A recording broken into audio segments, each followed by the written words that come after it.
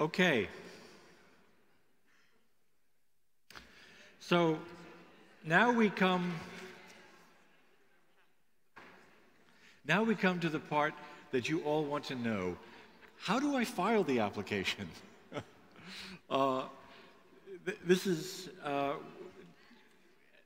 We will have a short presentation about that, but also we have the EIT staff back with us, and if you have other questions that you didn't get answered yet, we can handle those as well, even if it's not directly on the topic of this presentation. So, I'd like to introduce Michal Gorzynski from the EIT staff, and you've already met Vasco Janeiro. So, Michal, would you like to begin? Yes, thank you very much, Richard. Welcome back after lunch. Before I start my presentation, I was asked to pass one organizational information. The EIT staff, we are approached by many of you asking about the list of participants. I would like to inform you that after this event, we are going to send evaluation form to all of you with the question whether you agree on putting your name on the participants list, and then those who will agree on this will be included, and the list will be distributed to the participants. But going back to the new KIC call, I would like to take a few minutes and take you through the presentation, which will describe application process, submission and application process. First few points, important information. The system we are using is the Horizon 2020 system, so it's the Commission system, so probably many of you are aware how it functions, how it works, because it's a successor of FP7 submission system. Only proposals that are going to be submitted via this system will be eligible. No any single additional information that will be sent to us, delivered, accompanying proposals will be disregarded.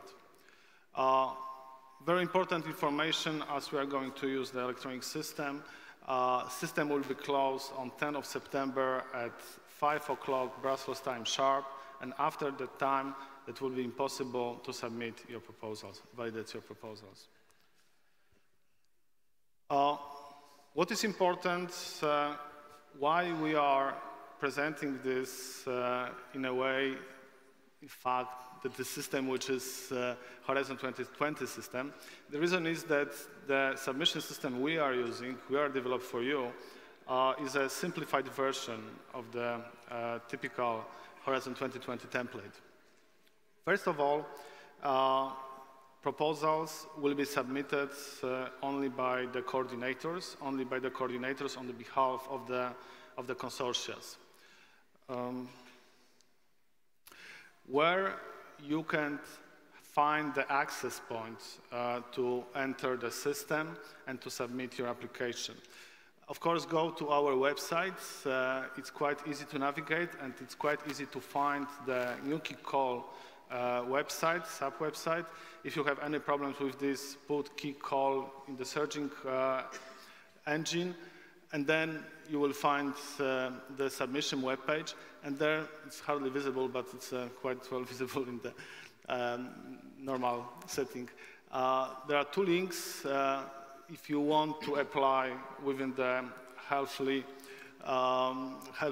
living and active aging, you have to click one link. If you want to submit your application for raw materials team, you have to use different link. Of course, you have to be registered. You have to have your account. Those who don't have the account, we have on our submission webpage, we have a link which can direct you to online manual, and there each step is clearly explained. In case of any problems, you can contact the support service of Horizon 2020 submission system. They will help you to get the register your company in the system. After completing registration, you will receive a 9-digit participant identification code. is that one, the abbreviation which is PIC. And then you can start submitting your application, drafting your application. So putting in the searching engine your PIC number, you are uploading your organization to the proposal, you are inserting acronym for your proposal and indicate your role, whether you are main contact or just contact person for this exercise. And after this, actually your draft of your proposal is already created. When you receive this information will be also supported by email, which you will receive. In this email, you will find a clear information about number, about the call you are participate, but also the link which allows you to revisit your proposal. This is where you go after step 3 and 4. Step number 4 I just skipped because we are not going to include at this stage partners into the proposal. Partners will be submitted in a little bit different way. I will explain in a second. But then you are in step number 5, and there are 2 important tabs. One tab is that one where you can download all templates which are attached to the call text, and the tab to edit your administrative form. I mean coordinator's form, which is probably also familiar for you. This is the print screen on the first page. What I would like to underline that this is, again, also a very much simplified version of what is usually used in typical calls, because here we are requiring basic information about the proposal, which is executive summary, title, then basic information about the partner, which is extracted by your participant identification code, which is like a contact data or legal status, and then the contact data of the person which is preparing this submission. Probably more interesting part is the second app which I mentioned before, where you can download seven attachments, 7 documents, which consist of the together application form. They are grouped in 3, I would say, pillars. The first one contains 3 documents which support administrative part of your proposal. This is the coordinator's declaration, which consists of 3 parts. This is declaration on exclusion criteria, on absence of the conflict of interest, and on a proposal. Concerning proposal, this is the declarations taken from the Horizon 2020 model, and they concern completeness and correctness of the proposal, that the proposal follows ethical principles, and the coordinator has a consent of all partners to submit proposal on their behalf. Then we have the second attachment, which is the partners' administrative data. Again, 2-page document with basic information about the partners, which should be delivered to the coordinator. Coordinator is supposed to merge all these, collect these documents, merge all these documents, transform in the PDF file, and upload on behalf of the consortium to the system. Partner declaration, pretty much as the coordinator's declaration, except this part on the proposal. And the procedure is very similar, is the same like in case of partnership administrative data. Annex coordinator is expected to collect all these declarations, merge them in one document, transform in a PDF file, and upload to the system. Then we are going to second pillar, which is about the main body of the proposal, which is about the merit part of the proposal. And there are 3 attachments, one containing instructions and list of participants. B2 proposal, which is the shortest one, but probably a template, but the most important one, which is no body of the proposal itself. It's prepared in such a way that it mirrors criteria, selection criteria that were presented today by Jose Manuel, by the director of the EIT. So there are 3 blocks for the application form, which is strategy, operation, and impact. The length of the document may not exceed 50 pages. This is maximum. Everything what will be above this limit will be disregarded. We also set some limitations for these 3 chapters, 3 pillars. The first part, the strategy and impact, shouldn't be longer than 15 pages. Operation part shouldn't be longer than 20 pages. This template should be signed and dated by the coordinator's representative, legal representative. And then we have the third template, which is estimated financial resources template, where we ask applicants to put estimated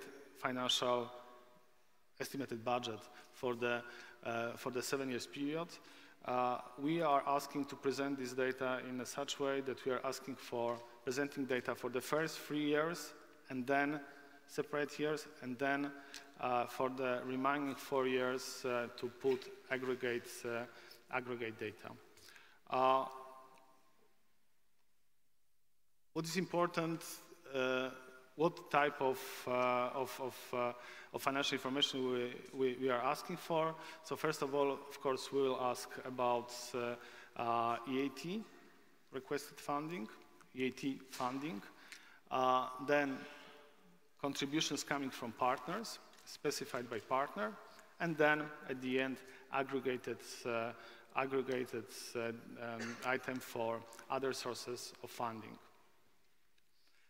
At the end, we have motivation and commitment declaration, which is something new, and I think something unique comparing to other Horizon 2020 calls. This is only a 2-page document, and each partner is requested to fill in this document and state what is its interest in the KIC call, what is its motivation, why wants to participate, and what may bring from the KIC. We also ask about stating the commitment of the partner, and this part should be very much consistent with B3 part, which is estimated financial resources, as well with the proposal itself, especially complying with the selection criteria, which is about the KIC business model and sustainability. In that case, also, like in case of previously mentioned templates, the coordinator will be responsible for collecting these documents, merging these documents, transforming these documents in a PDF format, and uploading these documents to the system. And then, when you successfully upload these documents, you are done. You are ready to submit the proposal and to apply for being a KIC. In case of any problems, please contact the service desk, which is more than eager to offer you support. You have telephone number, you have email address. In case of any other questions, issues relating to the KIC call, please use our contact page and submit the questions you want to ask. Vasco?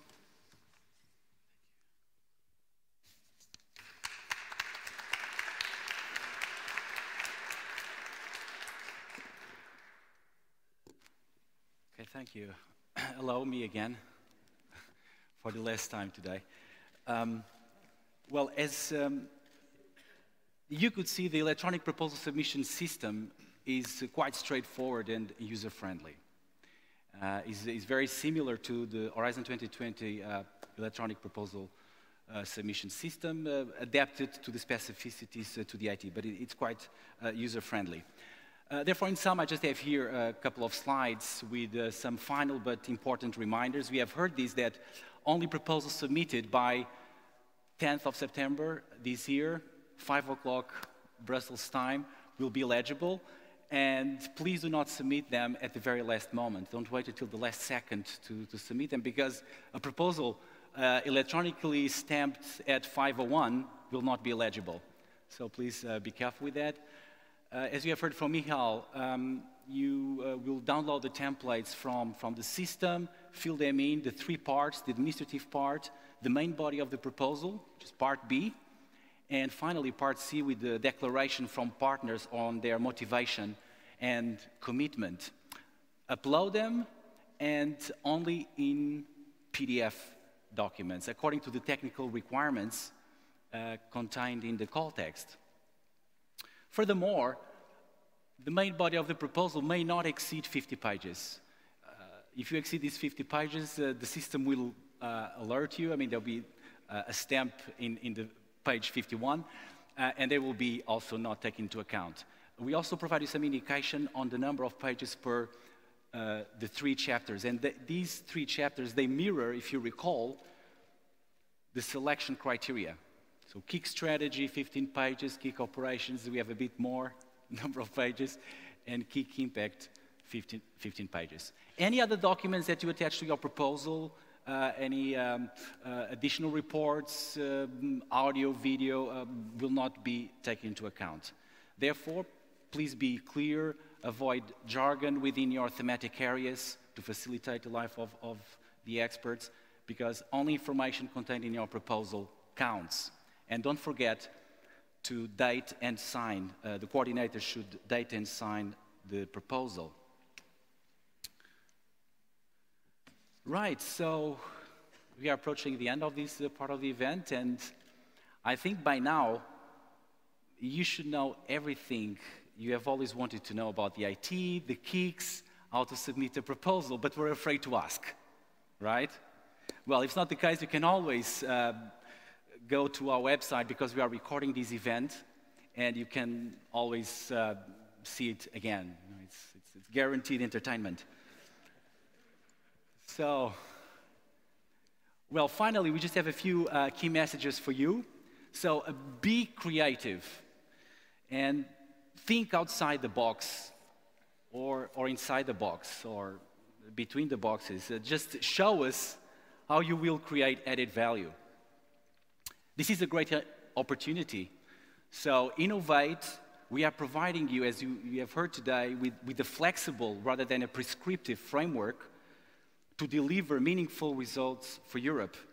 So be ambitious, think big, convince us and the experts with an impactful and groundbreaking proposal. Good luck, and may the best proposal win. Thank you. Thank you.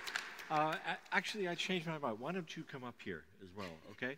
So in the last 10 minutes, we'll take 10 last minutes here. First, are there any questions directly on what you just heard about the process of submitting? And let's start with that. Are there any questions about this? No? Ah, one, yes. Microphone on its way.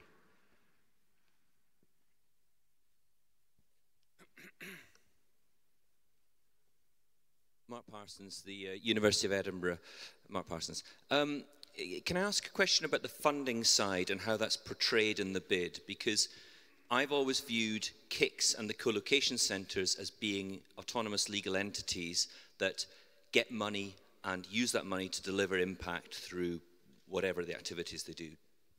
And yet the way we're supposed to portray money and partners in the bidding process is existing organizations, universities, companies, whatever. So I'm happy to do that, right? I see your system, but it seems to me that that's not really what you want in a KIC. Who wants to answer that?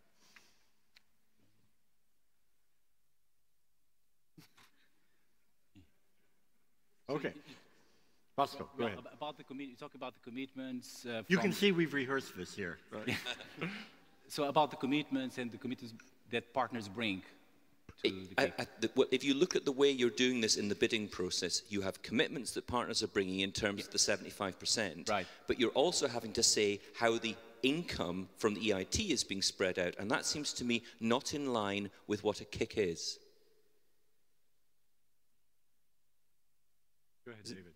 Okay, so if I or we understand correctly, so this is about how the funding is distributed to the partners. Right.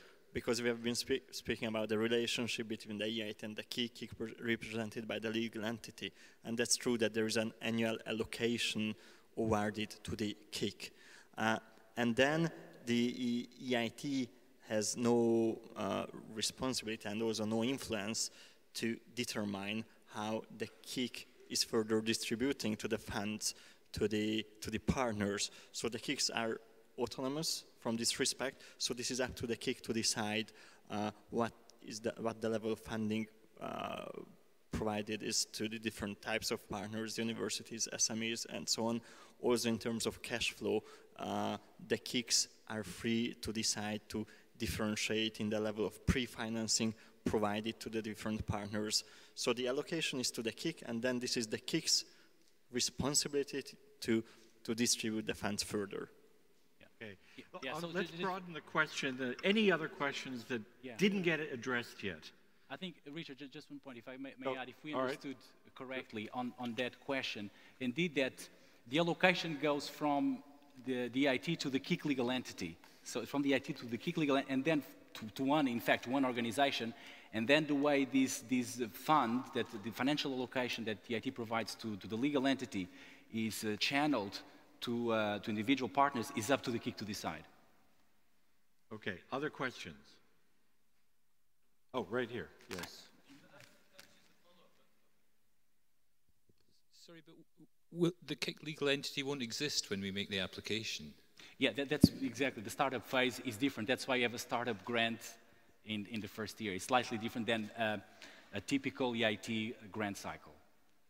Okay. Another question? Yes, in the back. From the University of Amsterdam. I was wondering whether you could comment what makes an ideal co-location center. So is that a particular region? I understand that in some previous KICs, whole countries have been indicated as co-location centers. Or what's an ideal setting? Mathea? Yeah, there is an indication of what we mean by co-location center in the text itself and the framework of guidance. Again, an important criteria for a co-location center is a physical proximity. That is what we would like to see. Again, this is based on the lessons learned, that collaboration is encouraged by a certain proximity, physical proximity. But we are not saying that it has to be in one particular spot only. However, if you would argue that your co-location center comprises Rovaniemi, Larnaca, and Faro, I would question the physical proximity of such a co-location center. Okay. Yes.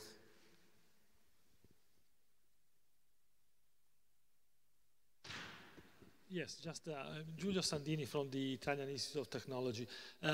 Difference between, in some part of the documents you speak about nodes, you say from 4 to 6, and then you speak about co-location centers. Can you clarify a little bit what is the relationship? Are two synonymous or? What was the co-location? Sorry, I could not hear very well. No, sorry. Co-location? In some part of the documents you speak about nodes. You say a KIC is from 4 to 6 nodes. In some other you speak about co-location centers. Are these synonymous or? No, I mean we are, if you refer to the call text, we refer exclusively to co-location centers. Indeed, that's the definition that we have, is for the co-location center. And as Mathea just described, there's one physical co-location. We refer to co-location centers. Let's stick with that.